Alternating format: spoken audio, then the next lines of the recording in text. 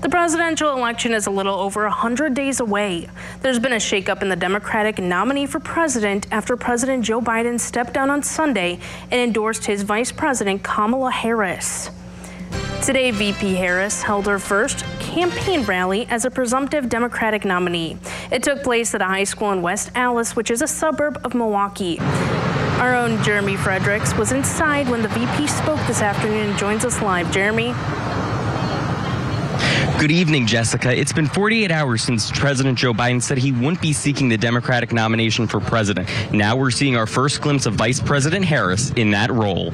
Vice President Harris spoke about her goals: ensuring Americans have access to affordable health care, supporting the middle class, and allowing access to abortions. Ms. Harris said it is an honor to receive an endorsement from President Biden.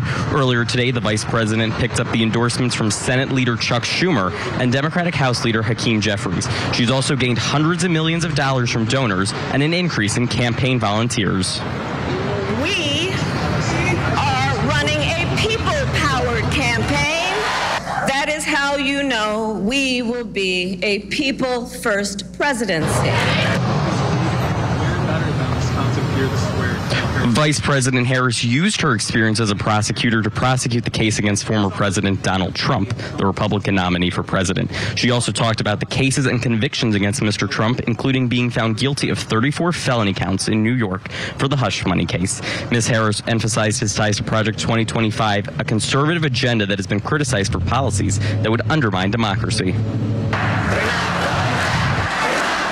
I'll tell you why we're not going back. Because ours is a fight for the future. And it is a fight for freedom. Vice President Harris has not yet officially been named the nominee. That will happen next month. She also has to pick a vice president. Governor Tony Evers and Senator Tammy Baldwin, who's running for re-election this fall, both spoke at the rally. We got our first poll today between Mr. Trump and Ms. Harris. It shows the VP up by 2 points, slightly better than Mr. Biden was polling against Mr. Trump. That is well within the margin of error. Reporting in West Allis, Jeremy Fredricks, Newswatch 12.